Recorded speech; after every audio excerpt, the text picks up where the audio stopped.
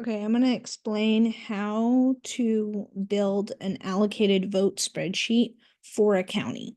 So the first thing you need to do is go to the most recent presidential or governor's election. So that was November 5th, 2024.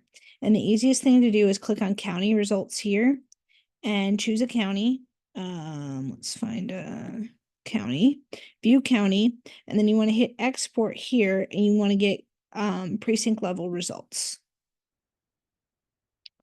So we're going to download that. Okay, and then let me hop over to my other screen.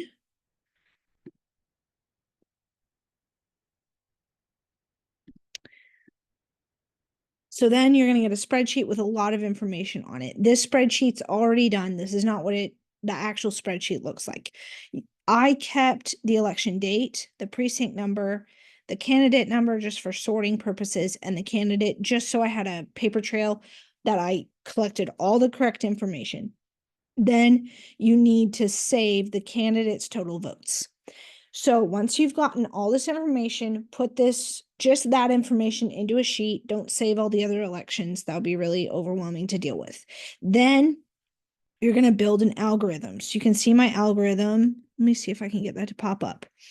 That looks something like this. And of course, your spreadsheet program you may have to type it a little differently. Basically, it says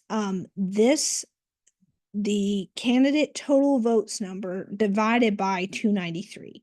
So if we go down to E293, it's the total number of votes. And so what percentage of the county's votes for Donald Trump came from that precinct? And so you'll see all these long percentages because Oklahoma County has 292 precincts. So you get that information. And then you're going to go over here and you're going to build another formula. And you want to figure out this, whatever the percentage was in column F, and you're going to multiply that by the total number of delegates you want. So I use 715 as my number. And so that is giving me, like right here, they get 0.56. Here they get 1.79. Okay. And then your final column, my goal was a total of 750 delegates. And that's why this number was 715 and not 750, because even if 0 votes were cast for Donald Trump, they still get a minimum of 1 delegate at the convention. And so you write a formula that says if the allocated number is less than 1, do it to 1. Otherwise, you're going to round the number to the next whole number. And so that gives you all of these breakdowns of how many each precinct is going to get. And because it's such a huge county, most of those are pretty small. This is a pretty large precinct, this one right here. And so it gets a huge section of delegates, but all the rest of the precincts are pretty small. And so there you go. So then this is the number. The way I do it is I pull this column over into, this is what gets published to all the precincts so they can see how many delegates they get. And then I use just this column into my results spreadsheet, which I'll show you in just a second.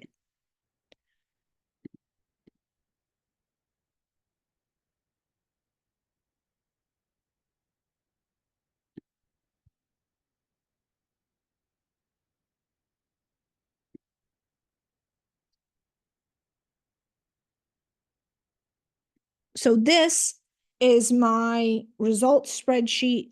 Of course, yours would have the precinct numbers instead of the county numbers.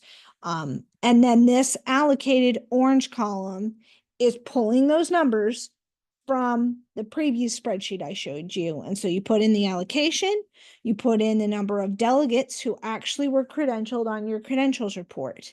And then what you do is every delegate can carry as much as 2 votes. So, for example, Adair County could have had 10 delegates there. They only brought 3. Each of those delegates can actually carry 2 votes. So Adair will actually get 6 votes in the final count. And so that's how you get that. And, in a county that brings more people, then they have delegates, then they have allocated, then their vote counts for less. Let me show you, like here in Garvin County, they brought 17, or they brought 21, they had 17, so each vote counts. And this is a formula that takes all of that into account. So I will make a copy of these spreadsheets for people to place their own county information in. I will also say, like, the state delegate numbers are based on the number of 2,000 total delegates. You can see that only 956 showed up. Some of those people were then carrying 2 votes per person.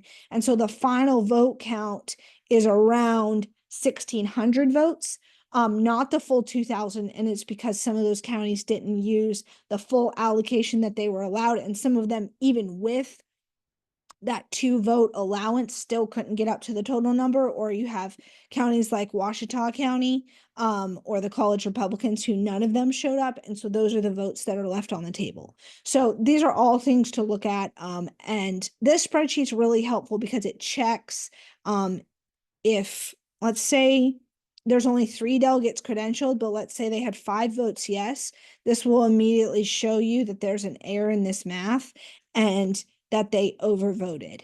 And so this is just a check column over here. Hope that helps.